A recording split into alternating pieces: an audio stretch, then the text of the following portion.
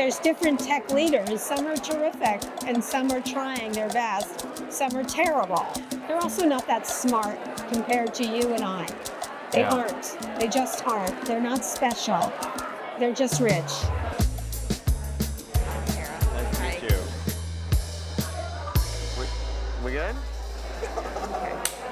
What do you think, like, the main misconception, like, you're in touch with a lot of tech CEOs, like, what do you think the main misconception that the public has about these people? I think there's this idea that there's big tech. I was just arguing with someone the other day. I was like, there's no such thing.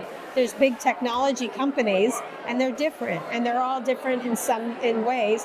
There's different tech leaders. Some are terrific, and some are trying their best. Some are terrible. And so I think lumping them all into one category is not useful. You have to figure out who is willing to compromise and understand they have to pay their full freight, and who is just wants to amass power. And so I think we tend to try to make them into cartoon characters, and they're much more complex. They're also not that smart compared to you and I. They aren't. They just aren't. They're not special. They're just rich at this point, many of them. Kick him off. He's broken your stated rules dozens and dozens. You hear a lot of people in Silicon Valley complain that they can't do mergers. So I'm wondering if that is a real concern. It's a concern to them because they want to get bigger, sure. Yeah. And they want to cross every single boundary. But we've been there before in our country, with whether it was telcos or railroads or chicken farmers. More competition is better for innovation, period, full stop. They do not want more competition because it's more expensive.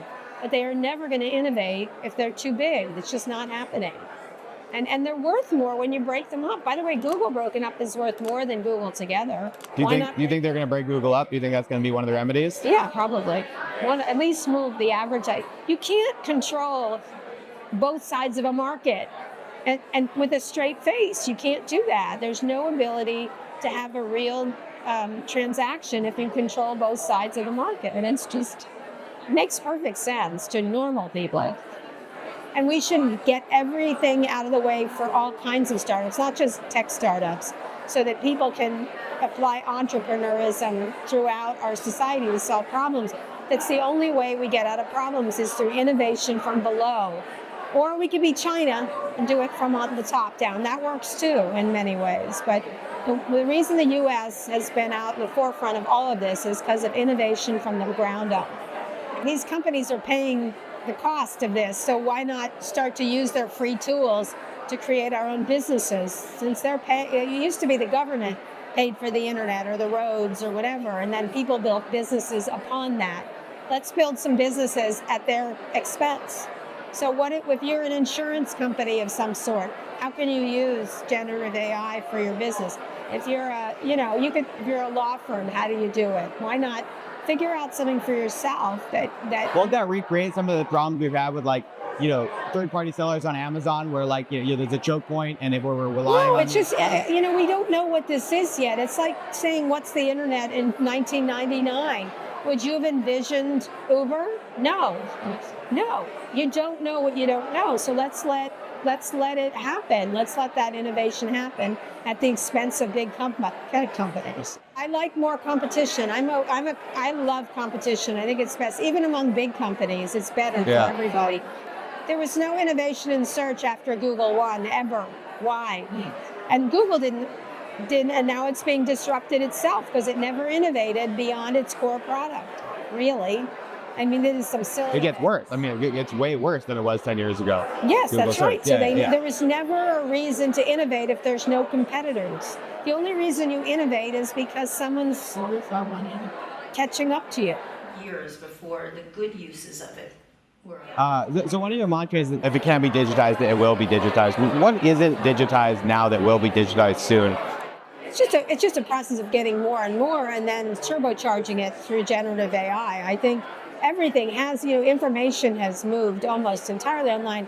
At the same time, we're creating more data than ever before, and that's why generative AI has taken off the way it has. We've got compute power with more data than ever, with money, and then it creates where we are right now.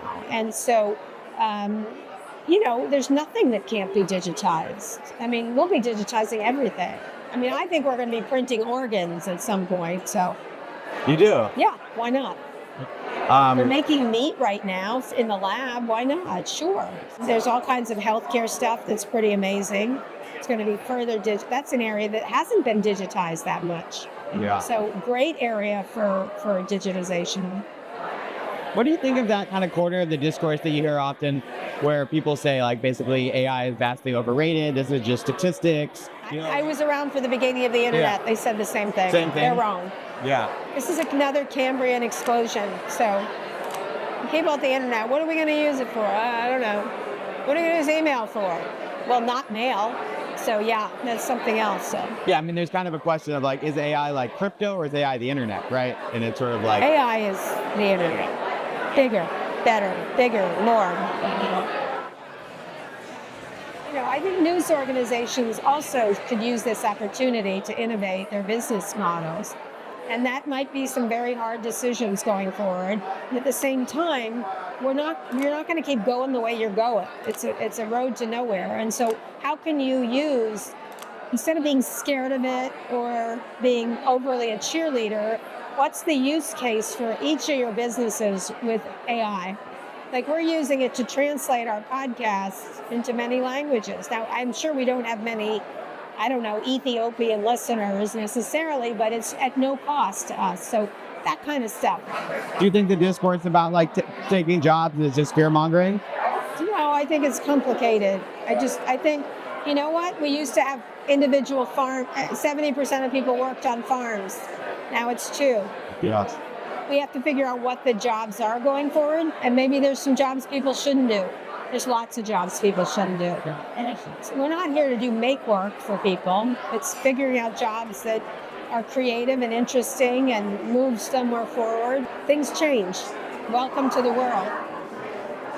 Okay, I don't think I have anything more from you. Yeah, it was really nice chatting with you. Thank you. I appreciate it. Yeah. I appreciate it. Do you live here in LA? No, you live in LA. No, I'm in LA. Yeah. Cool. How's that going? I love LA.